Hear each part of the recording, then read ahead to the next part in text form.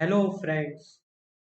So today we will be discussing on the Japanese House of Councilors election. So that will be held on 10th of July in this new video on the series Analysis with Ankul Marwadi. Okay, so let's get started. So first, let us look at the overview, which we will be following the pattern of the video. So first, we will start with the. I will tell you some important facts about the elections, its structure, how the elections will be held, all that stuff. Then we will move into the upcoming Japanese House of Councilors elections. So that will be on 10th of July, 2022. Then we will be discussing main policy issues. Basically, see every election, whether it is in India, United States, or Japan, or any other country, every election will have some main issues because people might be having some issues. So they want to get rid of that problems. So every election has some main policy issues. So definitely this election will also be having some issue that we will address. Then we will also take a look into the opinion polls. According to the opinion polls, which party is in the lead. And then we will also discuss Japanese women political leaders contesting for elections. So in this election and now in an overall scenario, what is the participation of Japanese women political leaders in politics? So it's a very interesting insight we will get yeah. Then we will also look into voter turnout, means how many voters are actually voting, so what percentage. So we will be analyzing the data also. Then we will be discussing about prominent political parties in Japan like Liberal Democratic Party, KOMEITO Party, Constitutional Democratic Party of Japan, Japan Innovation Party, Japanese Communist Party, and Democratic Party for the People. So definitely it will be going to be an exciting video. So stay tuned. So let's get started. So let's start with the about the elections. So this Japanese House of Councilor elections. So Japan also has two chambers, upper house and lower house. So the seat, so upper house 245 seats for the upper house, and upper house is less powerful. And what is the main role of upper house? To approve legislation. But the some of the legislations which have been approved by the upper house, that can be overridden by the lower house or lower chamber. For example, in matters such as selecting a prime minister. So let us suppose upper house came to a conclusion for a particular prime minister, but that decision can be overridden by the lower house. So upper house is less powerful, and it is comprising of 245 seats. And in terms of elections, so in the upper house, how the members are elected, how the seats are filled. So upper house elections are typically seen as an interim report card on a government's performance. So definitely every election is a report card of the government's performance. So that is very clear. And if we talk about the filling of the seats, so so members of the upper house, they serve for 6 years. So every elected member will have an opportunity to serve the house for 6 years. And if we talk about the election, so there are two elections. Okay, every 3 years. So in total we have 6 years. So every 3 year we will have election to fill the half of the seats. Okay, so whatever election will be, so the upcoming election, so the seats will be half of 245 approximate. So it is very clear to us. We have 245 seats in the upper house, and Every member can serve 6 years, and the term is and if we talk about election, so every 3 years we will have election, and election will be for half of the seats. Yeah, and after 10th of July 2022, the number of upper house seats will be increased by 3 to 248. So it is a very interesting and very important observation we have seen. Now the seats will become 248. Okay. So now let's jump into the upcoming Japanese House of Councilors elections. So it is very, as we all know that the election will be taking place on 10th of July 2022, and this election will be it will be for a total of 125 seats will be up for grabs in the House of Councilors elections. So total 125 seat, and in that also there is a one vacant seat. So that includes a vacant seat that would not normally have been up for election this cycle. So in this upcoming election, the number of seats will be sorry, the number of seats will be 124, and one vacant seat is reserved, and it is not open for elections.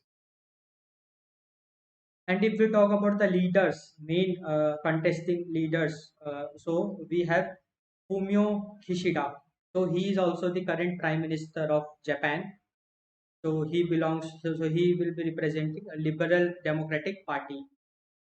Then we have uh, Kenta Zumi. So he will be representing Constitutional Democratic Party. And we also have Natsuo Yamaguchi, and he will be representing KOMEITO party.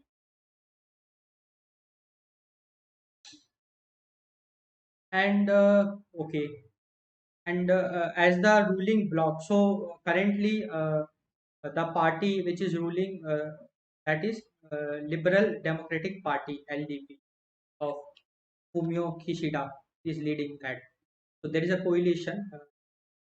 So as the ruling bloc has a combined 70 seats that are not up for the election. So definitely out of 245 seats, the election will be only for 124 seats, and rest of the seats election will be after 3 years.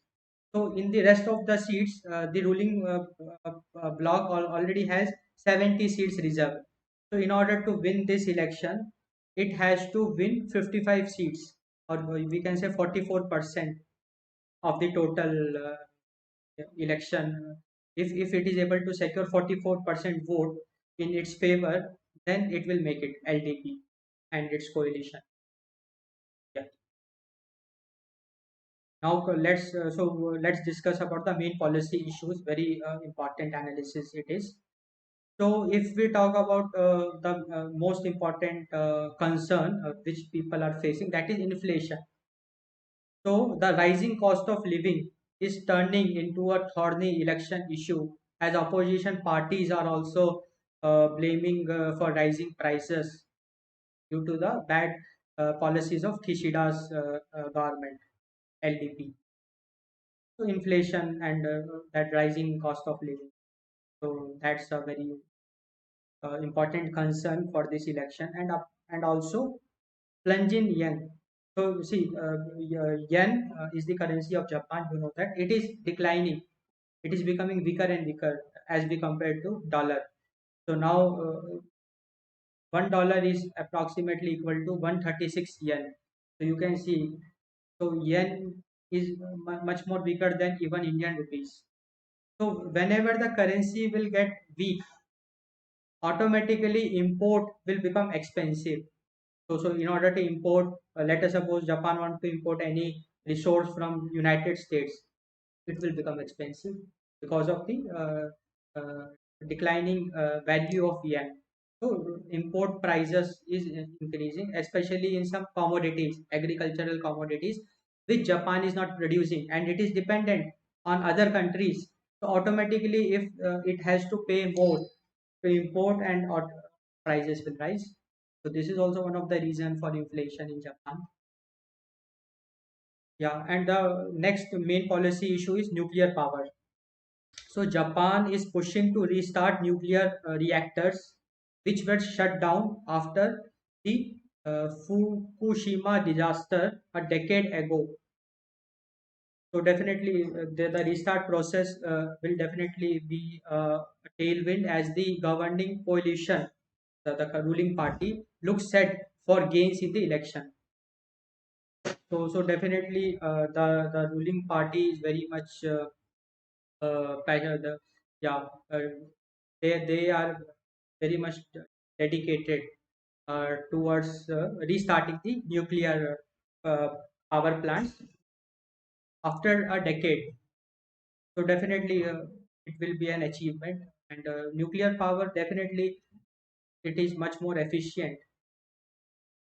So it can drastically help in controlling the inflation also, because see, more power will be generated, production GDP may also increase because more production can be done, and definitely this is a very nice step analysis. And also, if we talk about main policy issues, defense is a major concern for Japan. See, Japan, as you know, that Japan has been a notorious country. I don't know whether I'm using the right term for it, but why I am calling it like that, let me give you some insights for that. You have seen World War One, you have seen World War Two. So in all the war, Japan was very active. See, US dropped bomb on Japan, or the nuclear attack on Japan cannot be a coincidence. Means no one will just like that drop the bomb. Definitely, Japan might have done some very, might have taken those steps which were very painful to other countries, out of which they had to take those steps. And just look in the World War II, what Japan did to China and other South East Asian countries. So Japan has always been very aggressive, and recently you have already seen the former Prime Minister of Japan. He also got assassinated.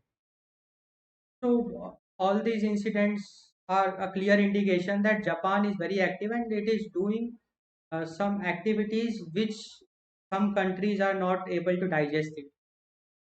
So, in terms of defense, there is always a concern for Japan, because Japan and China, uh, decades of bitterness they have. Japan and Korea, decades of bitterness they have. So all the neighbors of Japan are not happy with Japan. Whether the condition may be peaceful, but in the background, nobody knows what is happening. So definitely, country has to assure security. So, in terms of defense, the main policy issues will be China's maritime expansion. China is expanding. You already know that Pacific region. It is trying to capture it, and Japan is openly restricting China. You have seen that the aggressive policies of Japan, and also North Korea's missile and nuclear development. So it is also very threatening to Japan, because North Korea is ruled by a dictatorship. So he can do anything. If he gets crazy, he can do it. Yeah. Now let's move into the opinion poll. Very interesting. So the ruling coalition so definitely the ruling coalition, it is heading towards victory according to the opinion poll. And also the Kishida's party, the ruling party, will be extending the number of seats it is currently holding. So it will even increase the number of seats according to the opinion poll. So we have an opinion poll by a survey by public broadcaster NHK of Japan, NHK over Japan. So it showed that 35.6% of those poll supported the LDP. So out of all the poll, 35.6% people are in favor of LDP. So it's a very big number, and it is far ahead of the largest opposition. So, which is the largest opposition party for LDP? That is Constitutional Democratic Party of Japan, and it is having a vote bank of just 5.8%. And we have already seen that this to make a government, 44% it needs. So 35.6% LDP alone has. So, and it can very easily make a group uh, with some other parties to bring the number to 44%. And it is just an opinion poll. So it is giving us a clear cut indication. And also opinion poll by Kyodo News, so news agency. So according to them, 28.3% of those surveyed that they would vote for LDP. So LDP is getting 28.3% vote. Yeah, and that its biggest opponent, yeah, that is Constitutional Democratic Party of Japan. It is 8.2%, and KOMEITO's party is 7.2%. So definitely LDP is far ahead. So we can say that LDP is the BJP, just like BJP in India, LDP in Japan. Now let's look into the next part of the video, that is Japanese women political leaders contesting for elections. Very interesting analysis. So in the 2016 upper house election, so 2016 we had the election, then 2019, now we have 2022, then 2025. So every 3 years we are having elections. So in the 2016 election, women accounted for 23.1% of the winners. So that's it seems interesting. The highest female representation in percentage terms ever in Japan. In Japan, in 2016, women's out of all the if you analyze the proportion, 23.1% were women political leaders who won the elections. So it's a record in Japan. And if in this election women win 29 seats or more, okay, so in order to break this record, out of 124 seats, if women are able to secure more than 29 seats, they can create a new record. So, so see, according to the World Economic Forum's Global Gender Gap Report uh, for 2021, very interesting data I am sharing. So it is of World Economic Forum's Global Gender Gap Report 2021. So in the 2021 gender gap in politics. So Japan was ranked 120. So the ranking is not good. 120 is a very bad rank. So it is far behind other advanced economies. Due to, so what is the main reason for that? Limited presence of women in political leadership. And from the figure you can see Iceland is leading the race. So Iceland, so it is around, then Finland, Norway, New Zealand, and Japan is 120. Okay. Now let's look into the next part, that is voter turnout. So if we talk about voter turnout, so voter turnout was 48.8% in the previous upper house election of 2019. The second lowest in post-war Japan. So definitely see, voter turnout means out of 100% population, only 48.8% population voted in 2019. So it's not a good number. And it is the second lowest in Japan after the war. And in an NHK poll published on Monday, 48% of those surveyed said they would surely vote.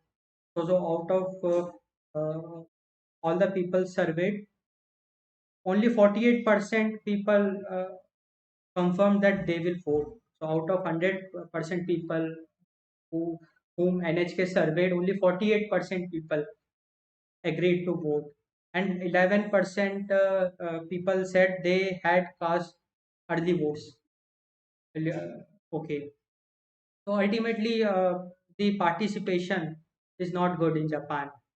So turnout has been particularly low among young voters in recent elections. In recent 2-3 elections, young voters are not interested in politics in Japan, so they are not even voting also, as seen from the data.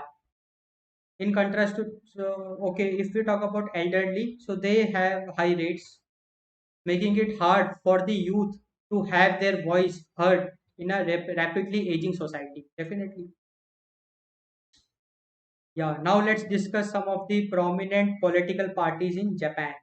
So the first one is the Liberal Democratic Party. So it was established in 1955. Number of upper house seats currently it has, that is 55.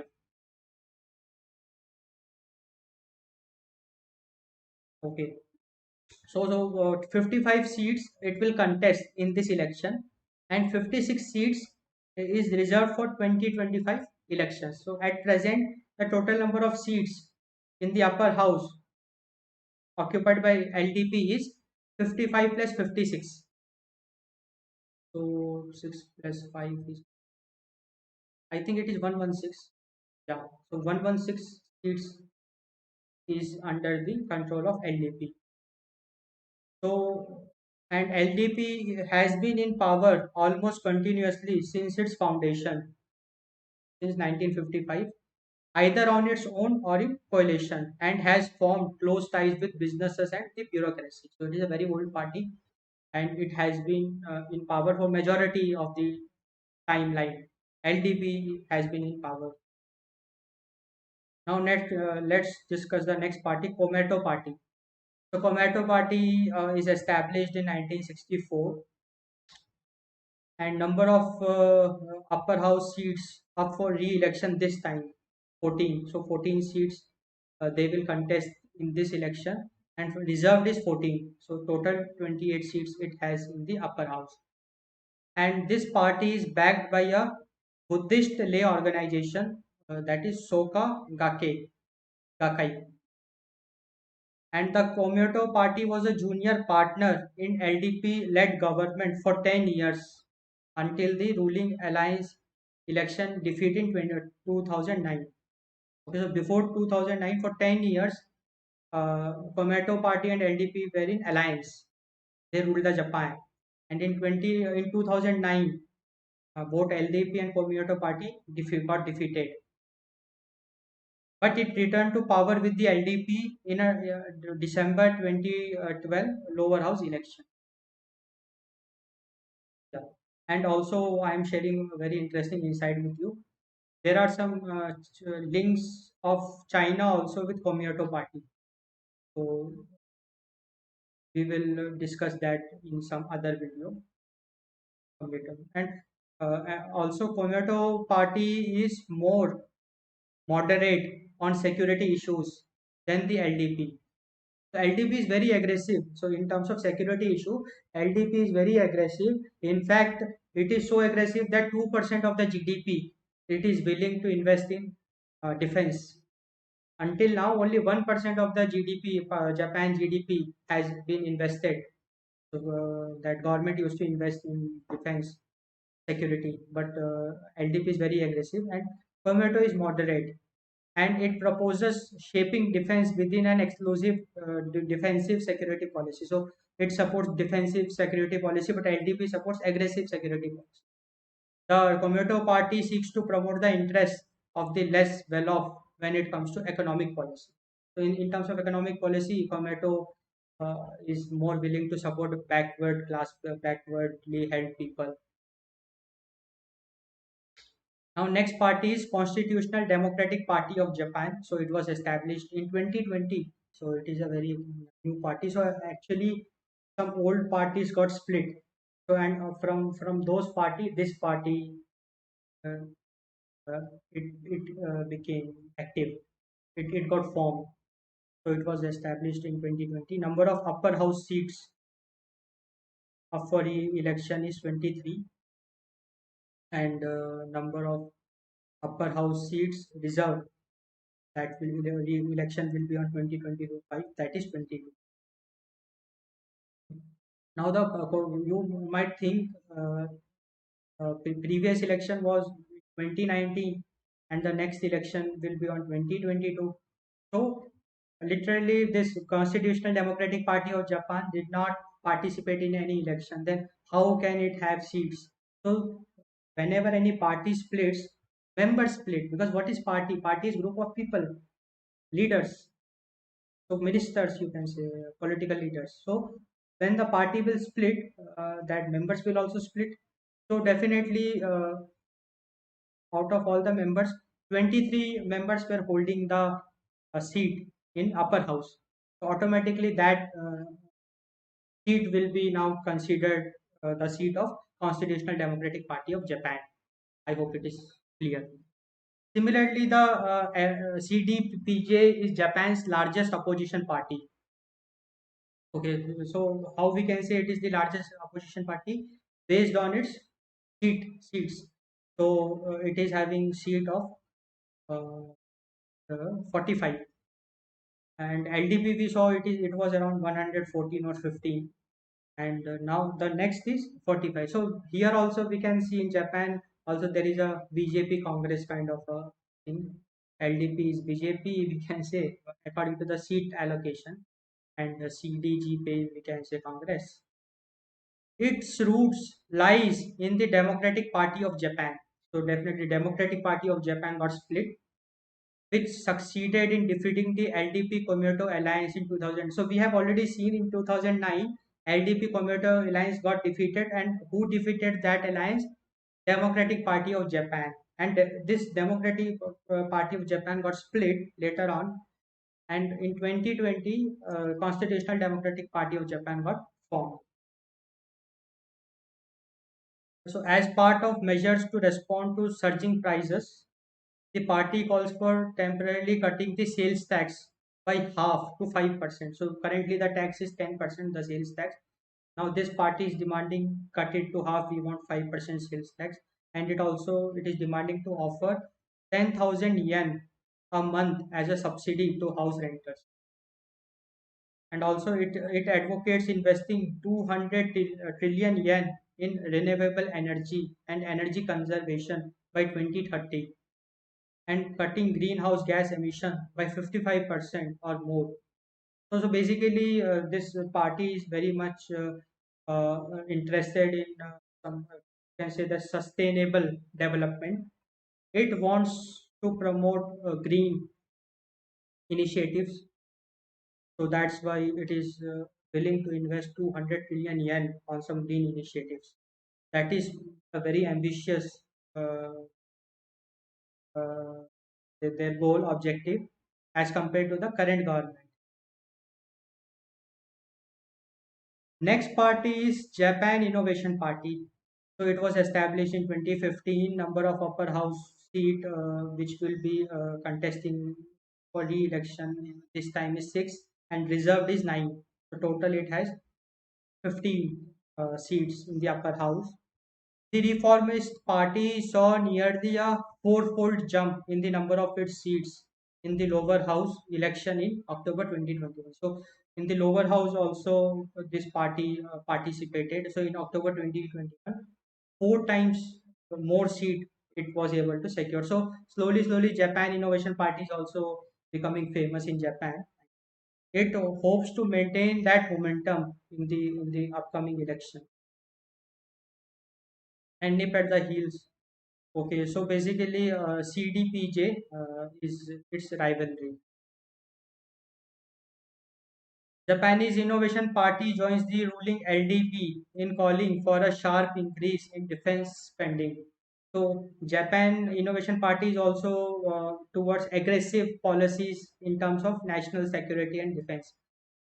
So, it is in a point of view that defense spending should be increased and a constitutional revision should be made to in terms of self-defense forces.